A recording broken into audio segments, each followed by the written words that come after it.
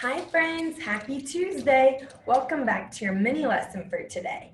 Today for our mini lesson, we are going to read a big book. We're going to start a big book of a story that I think most of you have probably heard of before or heard some kind of version of. So I think you're going to be able to make lots of connections to this story. And while we're reading it, we're going to continue working on those learning targets to train our brains to understand how to analyze the characters in a story and identify the setting of the story. So when we say we're going to analyze, that's our action word. That means we're going to look at the characters and we're going to be able to read their facial expressions to understand better of what they're thinking about and what they're doing. We're also going to identify the setting of the story. So we're going to name the story when it takes place and where it takes place. And we're going to see if it changes throughout the story or if it stays the same. The setting is so important to the story, and so it's important for us to understand that better. While we are doing that, we're also going to visualize in our brains what is happening. So we're kind of making a movie in our brains of what the story is about.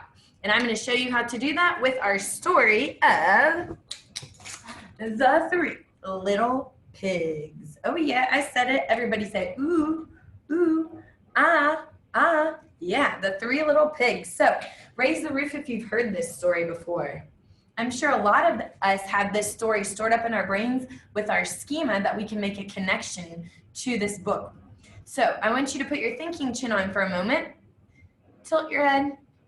And I want you to think about what you already know about the Three Little Pigs. What comes to your mind when you hear the Three Little Pigs?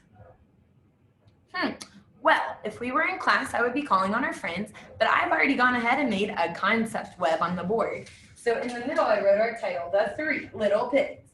And then around it, I drew our circles to add the details of what I know in my toolbox of information up here about the Three Little Pigs. I know that there are three little pigs in this story. It's even in the title. I know that there's a big bad wolf. And I remember the pigs having houses that they run to get away from the wolf who's trying to blow them down, and the pigs just keep running and running and running. So that's everything that I remember about that story. There's lots more details. So as I'm reading, I'm going to be using what I already know about this story and then adding more information into my brain, into my schema as we're reading. Okay, so before we really get started, today's just going to be more of an introductory day, and then tomorrow we'll dive more into reading the book. But today we are going to practice identifying the parts of our book since we haven't done that in a little bit. So I'm going to touch the part of the book and say what part it is, and I want you to repeat after me. Ready?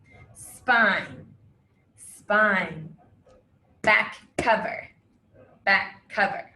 Now, before I forget. The spine is what holds the pages together. If we didn't have the spine, all the pages would be all over the place. The back cover tells us that our book is over, okay? We don't start back here. This is where we end, okay? What do we call this part of the book? This is the front cover. Can you say that?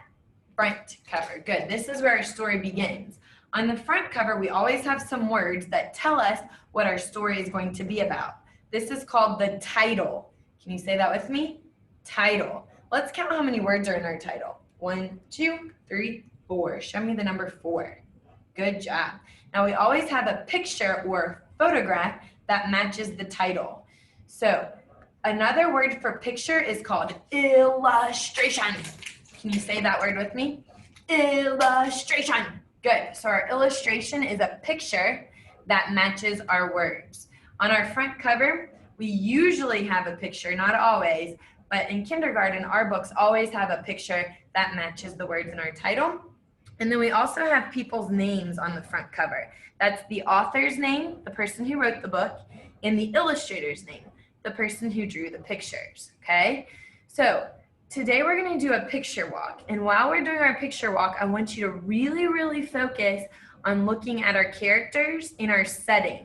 And I want you to just visualize this story in your brains today without even listening to the words. We're just going to look at the pictures, okay? The pictures tell us a lot as a reader about what we're going to learn.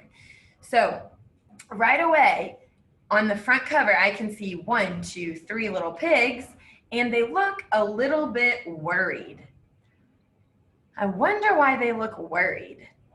Above them looks like, oh, the wolf. I remember from the other story I've heard that wolf is a bad wolf.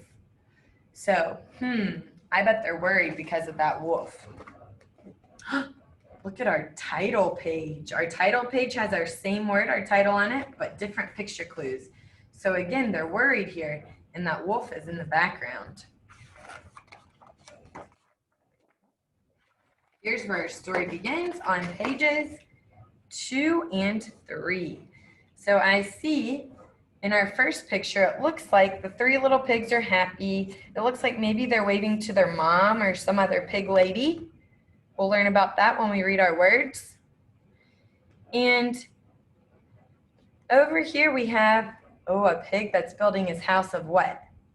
Hay.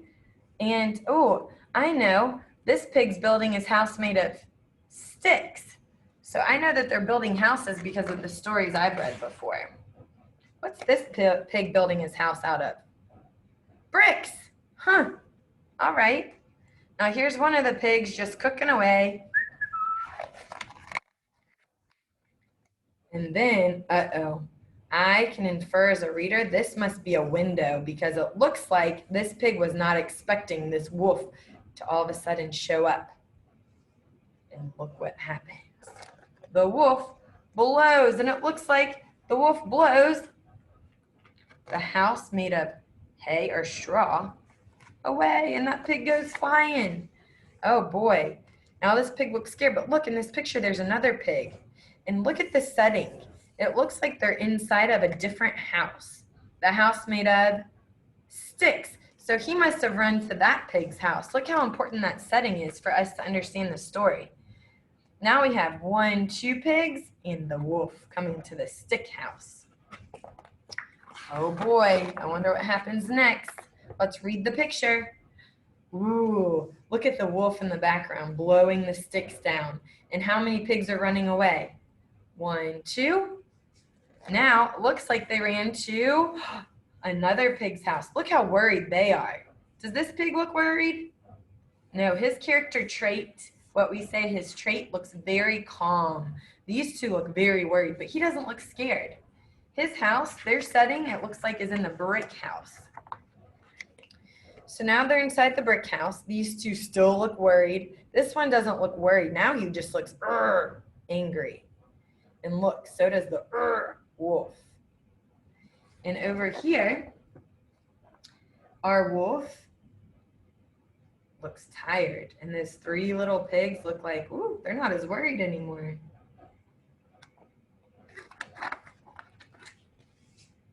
But over here, 1, 2, 3, it looks like they're consoling each other, helping each other out.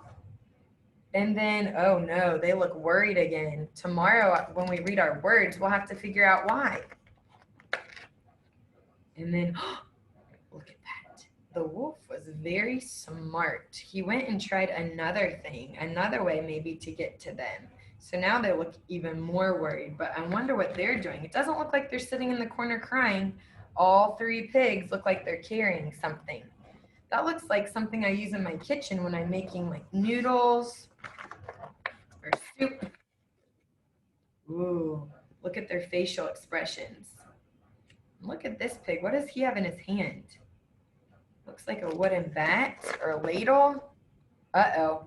Look at these feet. I wonder who those belong to.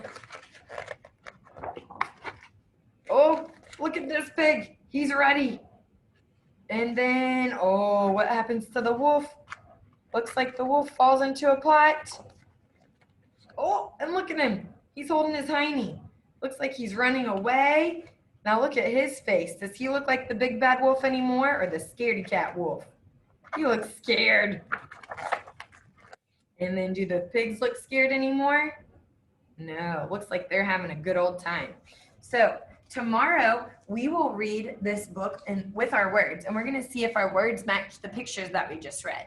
You guys did a great job listening as we talked about the pictures that we looked at with the characters and the setting. We talked about their character traits, we analyzed our characters' facial expressions to help us understand what's going on a little better. So tomorrow we will take a look at our book and we will read the words and do some more visualizing and analyzing of characters and setting. Great job today, friends.